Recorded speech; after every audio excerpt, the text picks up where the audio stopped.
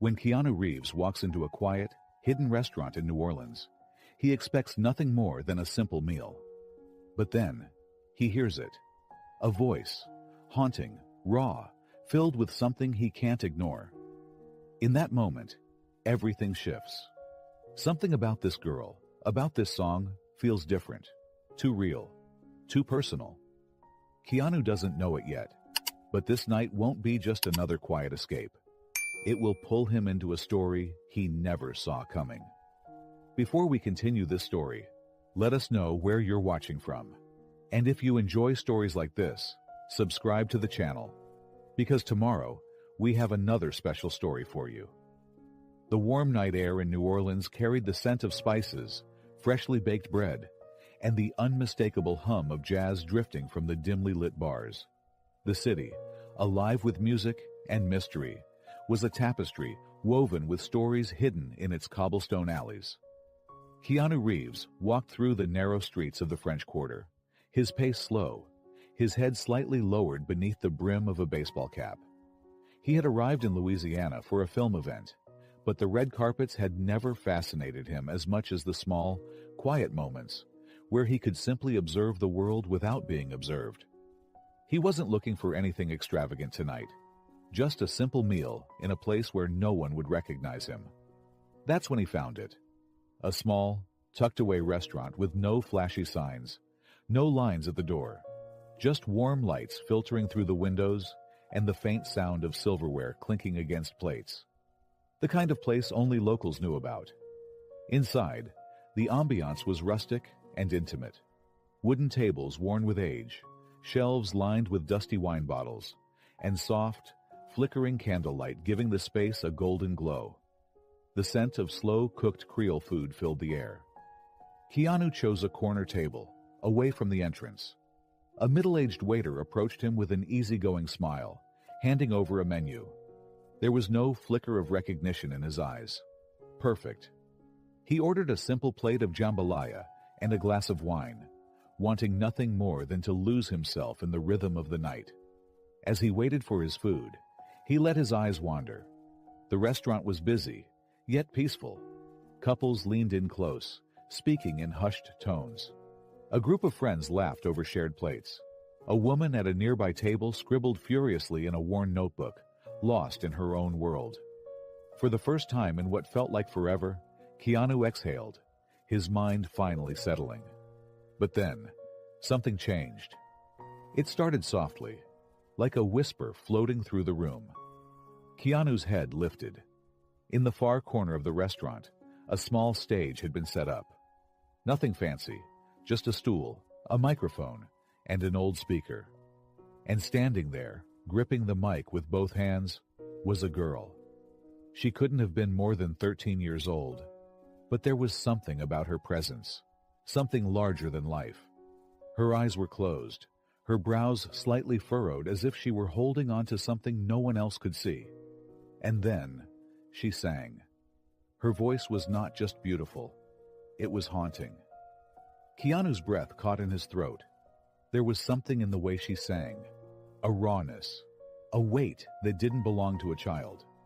Each note carried a story, an emotion too deep for someone so young. The restaurant went silent. Conversations faded, forks were set down, and the only thing that remained was the sound of her voice weaving through the air like a ghost. Keanu felt a shiver run down his spine. He had heard incredible singers before. He had witnessed performances that moved crowds to tears. But this was different. She held the microphone tightly, as if it were the only thing keeping her from falling apart. There was no nervousness, no hesitation, only emotion, pure and unfiltered. And that emotion? It felt like a cry for help. The song came to an end, and for a moment, the room remained suspended in silence. Then, slowly, a ripple of applause began. It started hesitantly, then grew, louder, stronger, filled with genuine admiration. The girl opened her eyes and offered a small, shy smile before stepping down from the stage. She moved carefully, weaving through the tables, holding a small donation box in her hands. Keanu watched her, Something inside him stirred. That voice. That pain in her melody. It wasn't just a performance. It was a plea. But why? Keanu felt a chill run through him. That voice. That pain in the melody. It wasn't just a performance. It was a cry for help. But why? Keanu couldn't shake the feeling. Even as the restaurant returned to its usual rhythm, conversations picking up again, silverware clinking against plates, his mind remained fixed on the girl. Who was she? And more importantly, why did her voice carry so much sorrow? He watched as she moved between tables, politely accepting crumpled bills and loose change in her small donation box. There was no arrogance in her demeanor, no expectation, just quiet gratitude. Keanu flagged down the waiter. "Who is she?" he asked, keeping his voice low. The waiter glanced toward the girl and sighed. "That's Anna. She sings here most nights." Keanu studied her again. She was young, too young to be working like this.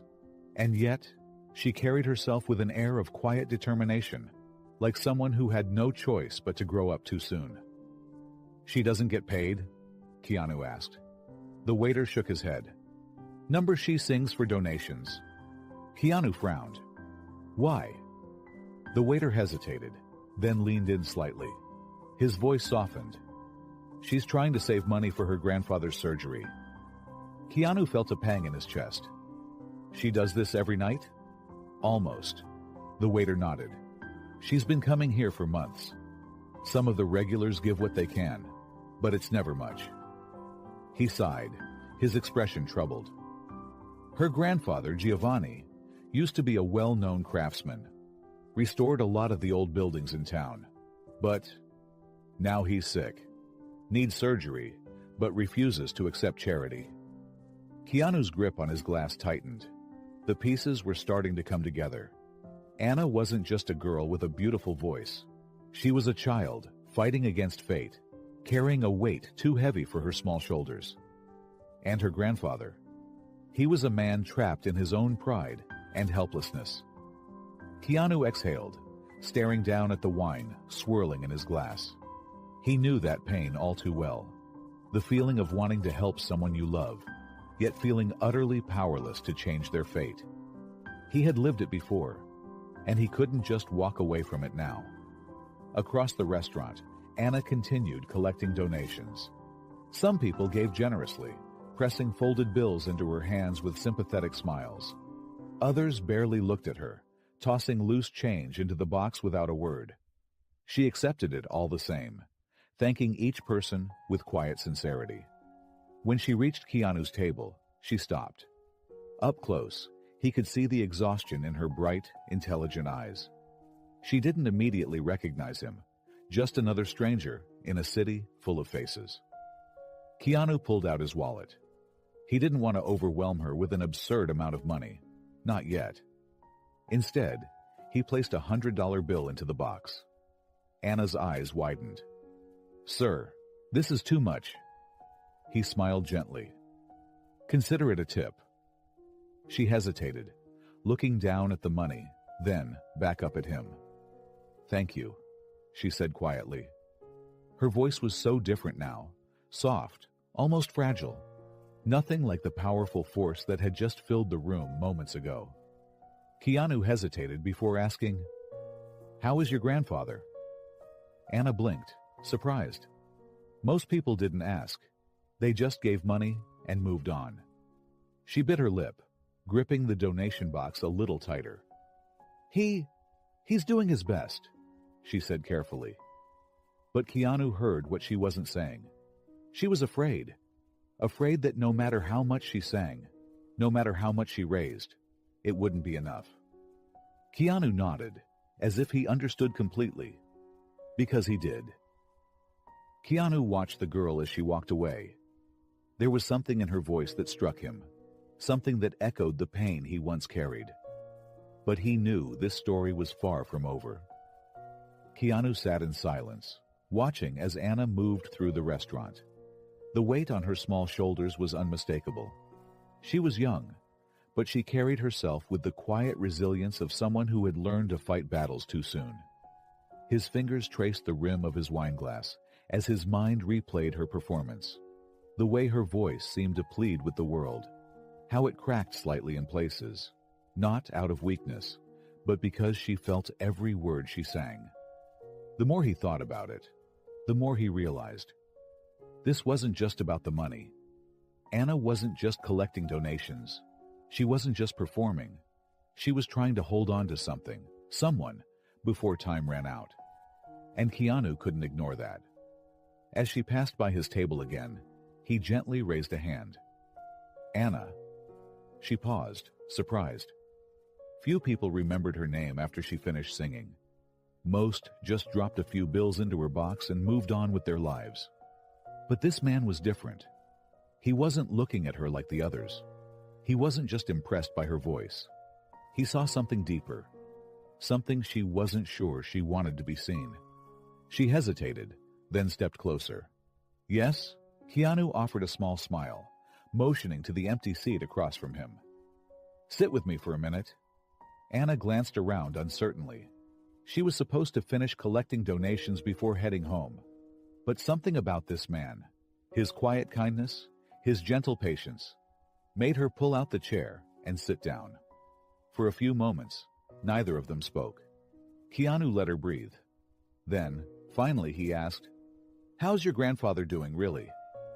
Anna's fingers tightened around the edge of the table. "I told you, he's doing his best," she said, forcing a smile. But Keanu didn't look away. He waited. The way people do when they actually care about the answer. Anna's smile faltered. She exhaled, looking down at the small donation box in her lap. "He's getting worse." Her voice was barely above a whisper. Keanu nodded. He already knew. She swallowed hard. He keeps saying he doesn't want to be a burden. Her small hands clenched into fists. He doesn't want me doing this, singing for money. But what else can I do? Her voice cracked, betraying the weight of her desperation. Keanu felt something deep in his chest tighten. He knew that feeling. The feeling of watching someone you love slip away. The helplessness of knowing that no matter how much you fight, it might not be enough. But he also knew something else. She shouldn't have to fight alone.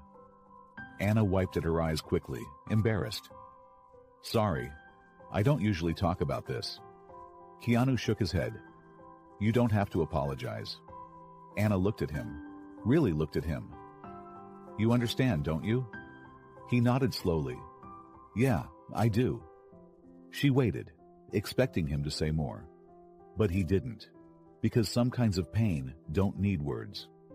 After a moment, she straightened, pushing the emotions away the way she had learned to do for so long. "I just have to keep going. I have to make sure we get enough." Keanu studied her. This girl, this warrior in disguise, fighting a battle most adults couldn't handle. A part of him wanted to fix it right then and there, to pull out his wallet and give her enough money to cover every hospital bill, every expense, so she would never have to worry again. But he knew better. If Giovanni was anything like she described, he wouldn't accept a stranger's money. And Anna, she wasn't just fighting for her grandfather's life. She was fighting for his dignity. Keanu couldn't just give her a solution. He had to find another way. Keanu watched as Anna stood up, preparing to leave. There was something in her voice that stayed with him, something that reminded him too much of his own past. And that's when he knew. This story wasn't over. The next morning, Keanu stood in front of an aging apartment complex on the outskirts of New Orleans.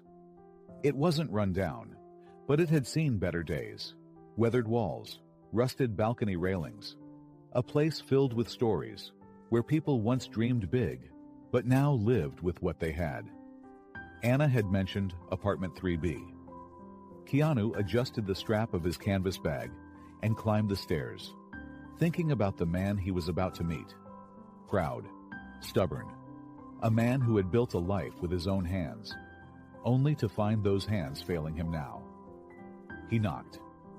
Silence. Then, slow footsteps. The door creaked open.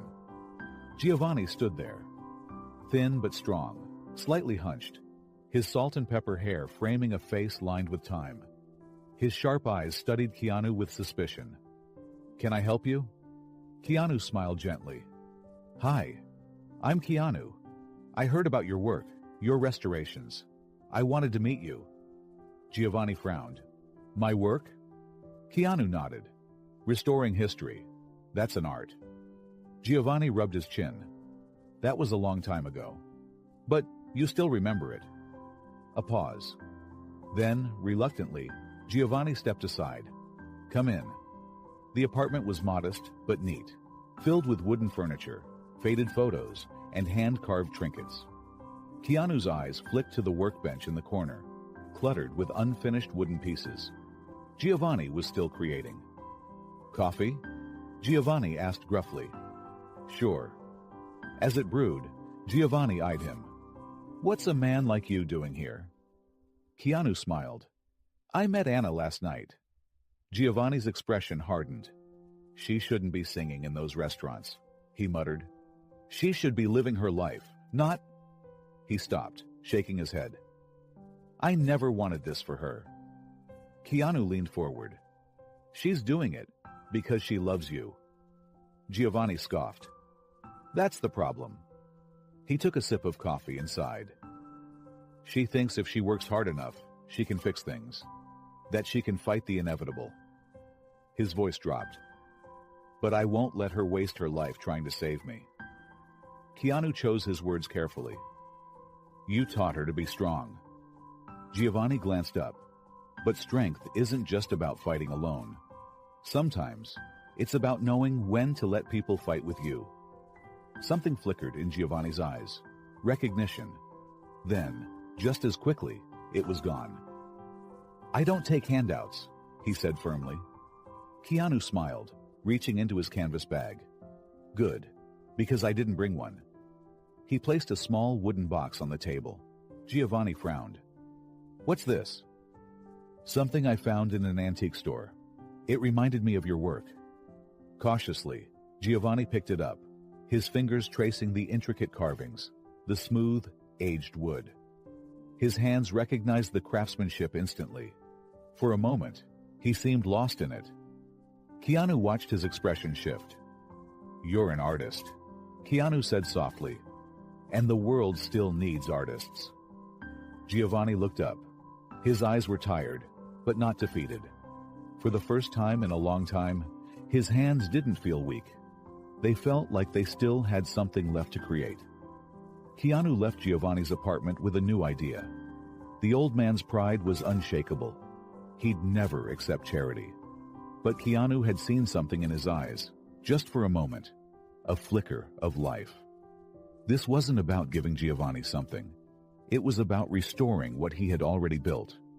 Scrolling through his phone, Keanu found the right contact and pressed call. "Didn't expect to hear from you in New Orleans." A familiar voice answered. Keanu smiled slightly. "I've got a proposition for you." 2 days later, Keanu stood inside the historic Orpheum Theater, one of the oldest venues in New Orleans. It had hosted legendary performers. Tonight, it would host Anna. Keanu had arranged everything in secret. No press, no announcements, just one unforgettable night. His contact, the theater owner, had agreed immediately. "I can get the place filled," he had said. "You just need to make sure she sings." That was the hard part. Anna would refuse if she knew too much. Giovanni wouldn't accept a gift. But what if this wasn't a gift? What if it was a recognition of talent? That evening, Keanu met Anna outside the restaurant where she sang. "You came back," she said, surprised. "I have a question," Keanu said. She tilted her head. "What is it?" He paused. "If you had the chance to sing for people who came just to hear you, would you?" Anna hesitated. "I don't know." She glanced at the donation box she carried every night. "I'm not a real performer. I just do this because I have to." Keanu shook his head.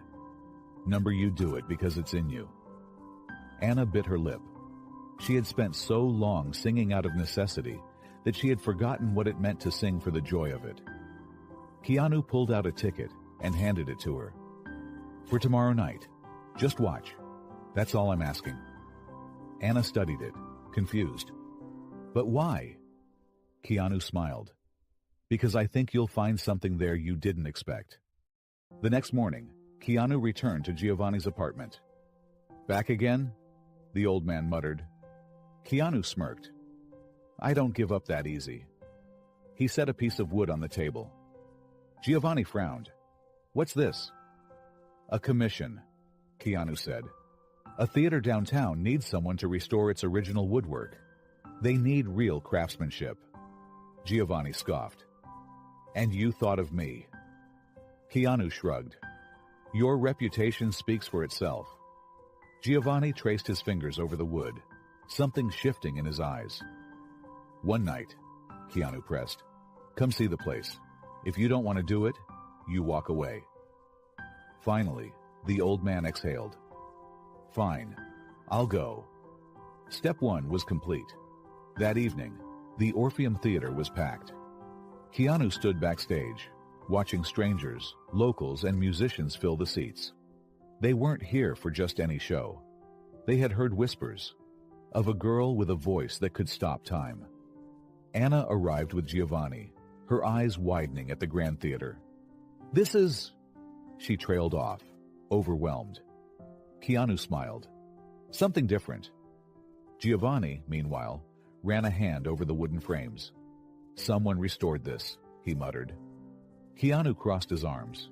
"Yeah, and they need someone to keep it maintained." Giovanni eyed him. "You serious?" "Completely." Something in the old man shifted. Maybe this wasn't charity. Maybe this was a chance. Meanwhile, Anna was still staring at the stage when the theater owner approached. "You must be Anna." She nodded, confused. He smiled. "We'd love to hear you sing tonight." Anna's eyes widened. "What?" He gestured to the crowd. "They came for you." Anna froze. I can't do this," she whispered. Keanu placed a gentle hand on her shoulder. "This isn't about money." Her voice was barely audible. "Then what is it about?" Keanu smiled.